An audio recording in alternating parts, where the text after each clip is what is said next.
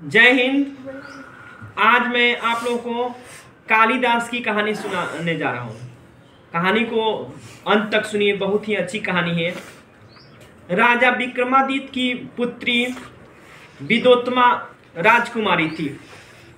उसका शर्त था मैं उसी व्यक्ति से शादी करूंगी जो मेरे साइन को, मेरे जो है इशारा को शास्त्रास्त्र में मुझे परास्त कर देंगे, जो मेरे इशारे को बताएंगे, जो शास्त्रों में हमसे भी आगे हो, उसी से मैं शादी करूंगी। तो विवाह के लिए स्वयंवर हुआ और उसमें बहुत बड़े बड़े विद्वान लोग आए, लेकिन राजकुमारी के प्रश्नों का कोई जवाब नहीं दे पाया। अंत में बड़े बड़े विद्वान जो हैं हार थक कर जा रहे थे, तो एक लड़का जो है पेड़ पर बैठा हुआ, एक डाली पर, पेड़ के डाली पर बैठा हुआ था, और जिस डाली पर बैठा था उसी डाली को काट रहा था।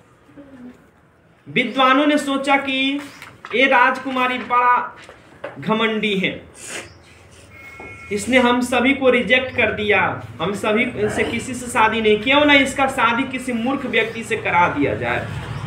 ऐसा कहते हुए, ऐसा विचार करते हुए और रास्ते में जा रहे थे, तभी उन्होंने देखा एक लड़का जो है जिस डाली पर बैठा उसी डाली को काट रहा है। तो संत और विद्वानों की टोली ने सोचा कि इससे बड़ा मूर्ख कौन होगा जो जिस डाली पर बैठा उसी डाली को काट रहा है। सबसे मूर्ख तो यही है, इसी से राजकुमारी का शादी करा दिया जाए। उस व्यक्ति को उतारा गया। उन्होंने कहा कि उतरो, तुमको भोज में ले चलते हैं। उतारा गया, उसे सही कपड़ा उपड़ा पहनाकर राजकुमारी के समक्ष पेश किया गया।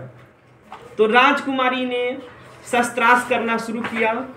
तो राजकुमारी ने जैसे एक अंगुली दिखाया, एक अंगुली, तो कालिदास मूर्ख व्यक्ति थे, उन्होंने सोचा कि एगो अंगुली दिखावती आप बुझाता एगो अखवा घोंपी। इस पर जो है क्या हुआ कि कालिदास ने कहा कि देखो एगो अखवा नु घोपबू, हाई देखो तहार दोनों अखवा घोंप देम। मैंने उस पर दो अंगुली दिखाए। तो राजकुमारी समझ गई, तो बड़ा विद्वान है। राजकुमारी के कहने का कि एक आत्मा में दो परमात्मा होती हैं। राजकुमारी का एक प्रश्न का उत्तर सही हो गया। उसके बाद जो है राजकुमारी ने पांचों पंजा दिखाया, पांचों पंजा, पांचों अंगुली। तो कालिदास समझे कि पांच गो थापड़ दिखावतिया, बुझाता मारी। ठीक है, तो कालिदास क्या कहे कि हाई देखो थापड़ से नहीं मारे तरु, हाई देखो मुक्का, मुक्का से मारेंगे आपको। कथी से मारे? मुक्का से मारे। राजकुमारी समझ गई कि ये बड़ा विद्वान है, और इस प्रकार जो है विद्वानों ने राजकुमारी के शादी कालिदास जो महामूर्ख थे उनसे शादी करा दी। शादी के बाद एक दिन राजकुमारी जो है खाना कालिदास के खाना लेकर छत पर जा रही थी। तभी कालिदास ने कुछ ऐसा बोला, ठीक है, सुबह सुबह में खाना लेकर जा रही थी, तो हिंदी में उन्होंने ऐसे भाषा में बोला, गलत शब्दों में। तो राजकुमारी समझ गई कि ये महामूर्ख हैं, और खाना रहकर राजकुमारी ने कालिदास को छत पर से धक्का दे दिया। धक्का देने के बाद क्या हुआ कि कालिदास वैसे स्थान पर गिर गए जहां एक देवी का पहले से स्थान था। उसी स्थान पर गिर गए, उनके माथा फूट गया और जीभ कट गया। खून जब देवी स्थान पर बह रहा था तो देवी प्रकट हो गई, और देवी समझी कि कालिदास जो है ये लड़का जो है हमें खून चढ़ा रहा है, इससे बड़ा भक्त कौन है।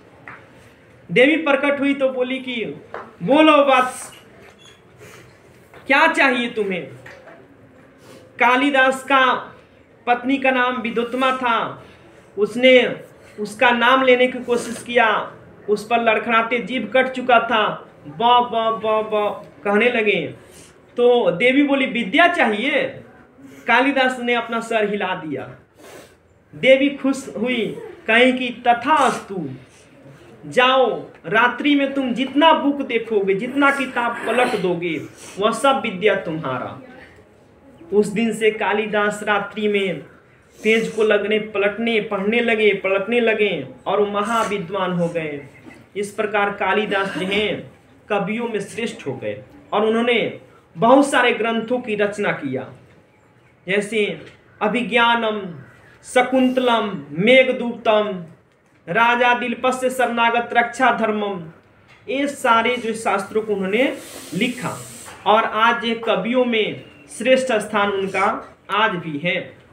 अंत में राजकुमारी जो है कालिदास को बुलाने भी गई, लेकिन कालिदास यह कहकर इनकार कर दिए कि जो है एक दिन का समय था जो आपने मुझे गिरा दिया, मेरा अपमान किया, अब वो समय चला गया, अब मैं एक विद्वान बनकर रहना चाहता हूँ, ना कि तुम्हारे पति बनकर। कहानी अच्छा लगा हो तो लाइक करें, कमेंट करें, शेयर करें। बहुत बहुत धन्यवाद।